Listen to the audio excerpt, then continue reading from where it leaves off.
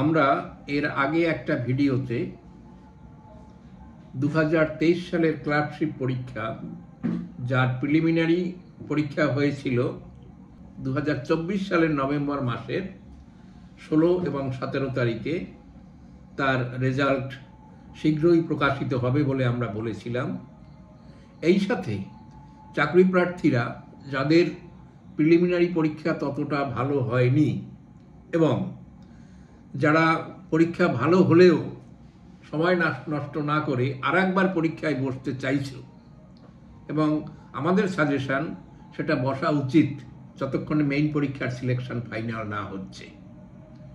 কাজেই সমস্ত চাকরি প্রার্থী তাদের জন্য আমাদের এই সংবাদ যে এবছরের কদিন আগে 23শে ডিসেম্বর পিএসসি একটা বিজ্ঞপ্তি প্রকাশ করেছে।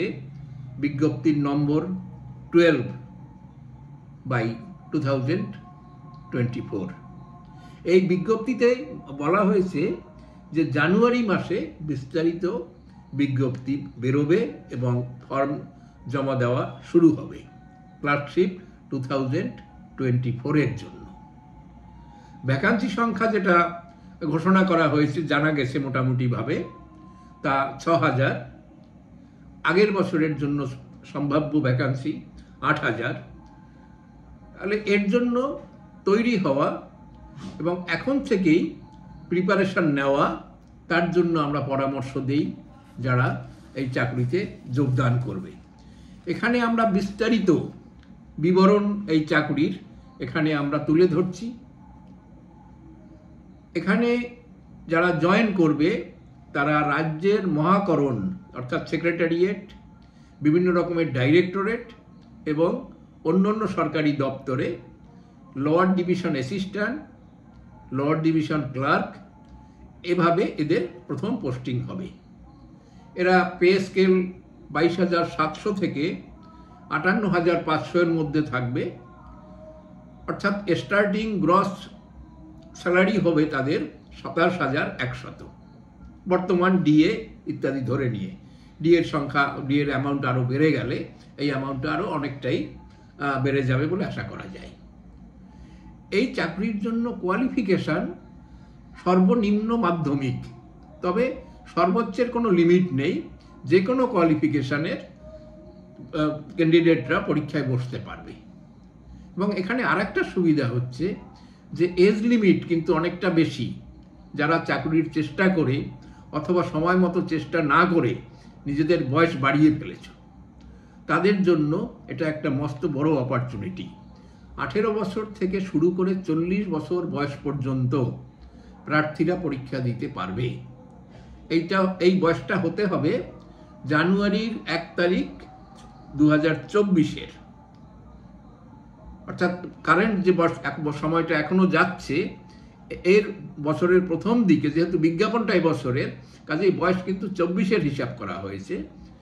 2024-এ যাদের 1 জানুয়ারি যাদের বয়স ছিল 18 বছর ক্রস করেছে এবং যারা 40 বছরের মধ্যে, তারাই পরীক্ষা দিতে পারবে। কিন্তু তারপরেও এসসি এবং এসটি তাদের জন্য 5 বছর আরও বাড়তি সময়, যারা ফিজিক্যালি হ্যান্ডিক্যাপড তাদের জন্য 5 বছর, যারা ওবিসি তাদের জন্য 3 বছর, এবং এক্স সার্ভিসম্যান অর্থাৎ যারা আগে আর্মির লোক ছিলেন, আর্মিতে চাকরি করতেন, তারা তাদের যে নিয়ম আছে, রুল আছে, সেই অনুযায়ী তারাও এজের রিল্যাক্সেশন পাবে। এখানে সেই পরীক্ষার প্যাটার্ন 3 ভাবে। প্রথমে প্রিলিমিনারি পরীক্ষা, পরবর্তী ধাপে যারা প্রিলিমিনারি কোয়ালিফাই করবে তাদের মধ্য থেকে মেইন পরীক্ষা, এবং মেইন পরীক্ষা কোয়ালিফাই করার পরে তাদেরকে একটা কম্পিউটারে টাইপ টেস্ট দিতে হবে। ওই টাইপ টেস্টের নম্বরটা কিন্তু সিলেকশনের জন্য কাজে লাগবে না, ওখানে শুধু একটা নির্দিষ্ট নির্ধারিত নম্বর পেতে হবে, তাহলেই হবে। আমরা তাই ধারাবাহিকভাবে প্রথমে যে প্রিলিমিনারি পরীক্ষা, তার বিষয় থাকবে কি, কিভাবে পরীক্ষা দিতে হবে, কি পড়াশোনা করতে হবে, এইটা আমরাকে এখানে আলোচনা করছি। প্রিলিমিনারি পরীক্ষার জন্য টাইম হচ্ছে 1 ঘন্টা 30 মিনিট। 100 নম্বরের 100টা প্রশ্নের উত্তর করতে হবে। তার মধ্যে থাকবে 30 নম্বরের ইংলিশ প্রশ্ন, general English.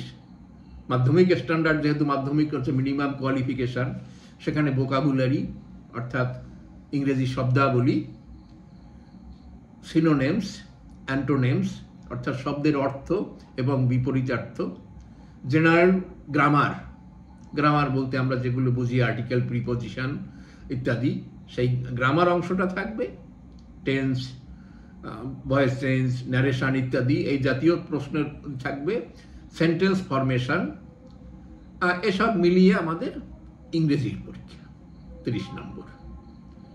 Next general studies. General স্টাডিজে 40 নম্বর থাকবে। তার বিষয় হলো Indian history, geography, general science, current affairs, এবং কারেন্ট অ্যাফেয়ার্সের মধ্যে পড়বে ইন্ডিয়ান এবং ইন্টারন্যাশনাল যেসব বিষয়, এই নিয়ে কিন্তু এই পার্টটা। এর মধ্যে খানিকটা জিকে জাতীয় প্রশ্ন এসবও দুই একটা থাকেই, থাকে না তা নয়, তো সব মিলিয়ে 40 নম্বর এখানে। Next arithmetic.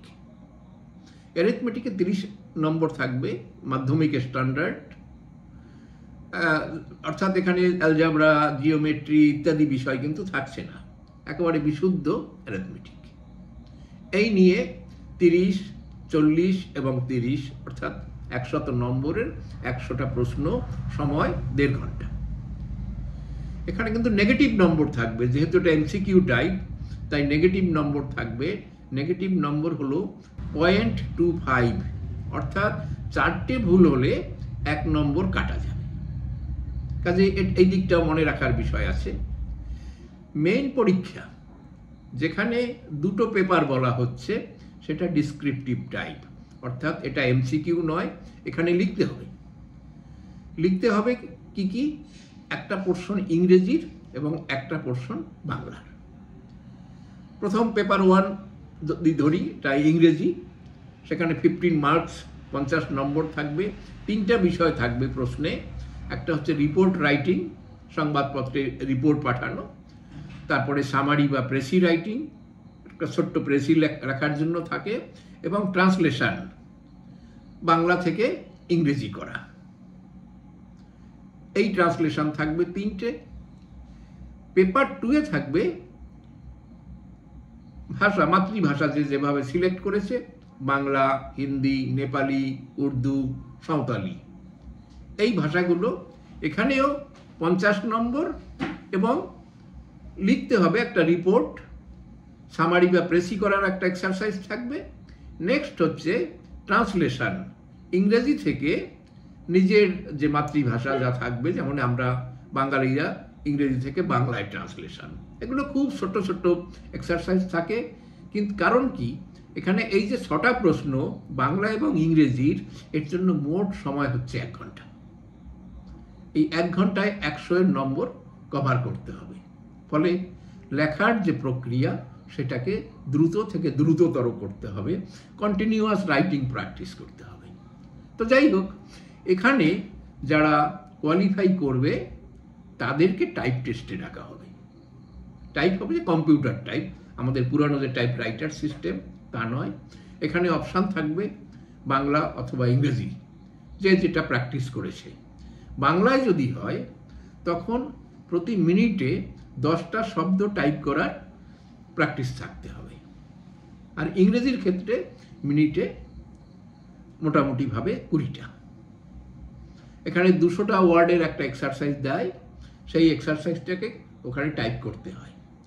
তবে খুব একটা ঘাবড়ানোর কিছু নেই, এখানে খানিকটা ভুল ত্রুটি থাকার জন্য একটা পার্সেন্টেজ, অর্থাৎ একটা লেভেল পর্যন্ত যদি ভুল হয়, সেটাকেও কিন্তু কনসিডার করা হয়।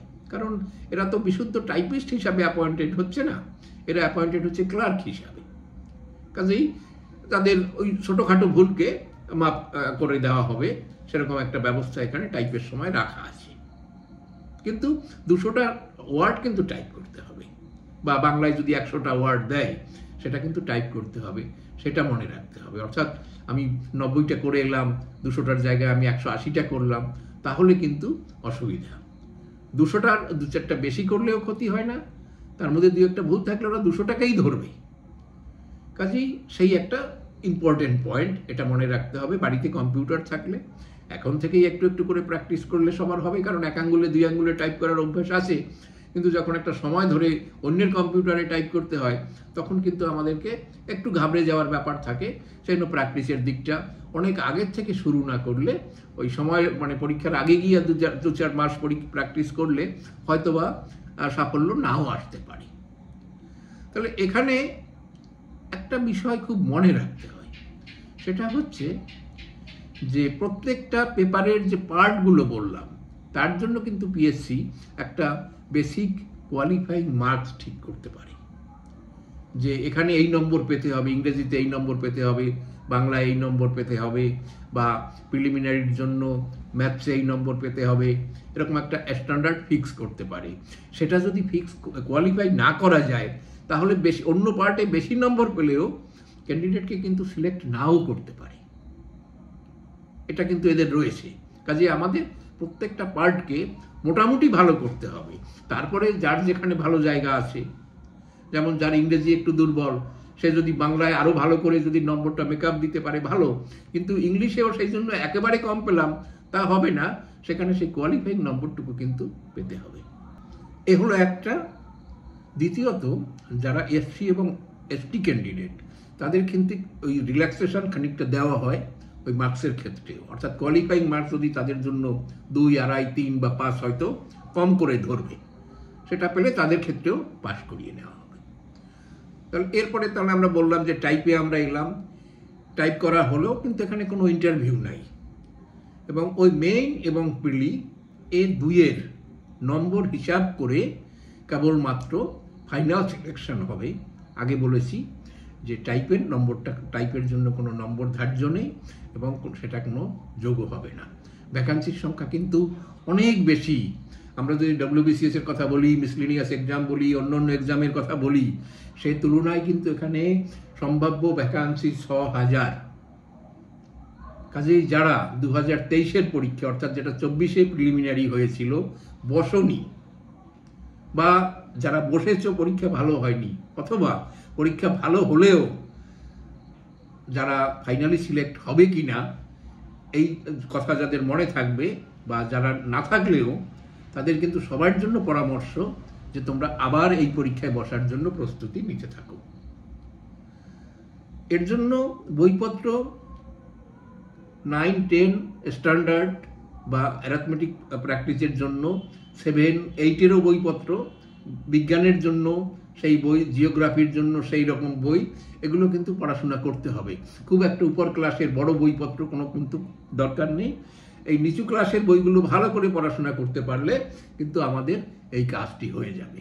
এছাড়াও এই চাকরি উপলক্ষে নানান রকমের বইপত্র বেরোয় ঠিকই, সেরকম বই কখনো দেখলে আগের বছরে কি সব প্রশ্ন হয়েছিল তার কিছু একটা নমুনা পাওয়া যায়, সেগুলো প্র্যাকটিস করে খানিকটা জায়গায় আসা যেতে পারে।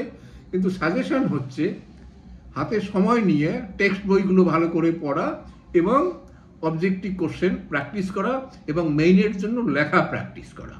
এটা যত করতে পারবে তত সাফল্যের সম্ভাবনা বেশি তৈরি হবে।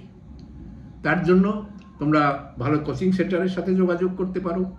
তোমরা জানো যে এক্সপার্ট গাইডেন্স গত 35 বছর ধরে পরীক্ষায় যারা WBCS থেকে শুরু করে স্টেটের বা কেন্দ্রীয় সরকারের বিভিন্ন পরীক্ষার জন্য যারা তৈরি হচ্ছে তাদেরকে রেগুলার বেসিসে গাইড করে যাচ্ছে এবং প্রচুর ছেলে মেয়েদেরকে প্রতি বছর জীবনে প্রতিষ্ঠিত হতে সাহায্য করছে।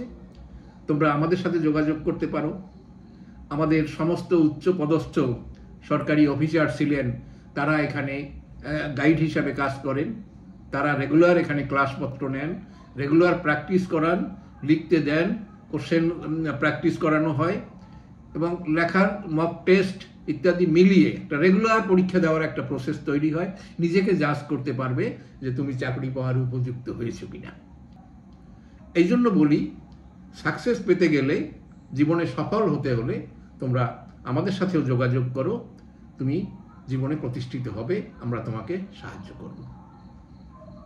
Thank you.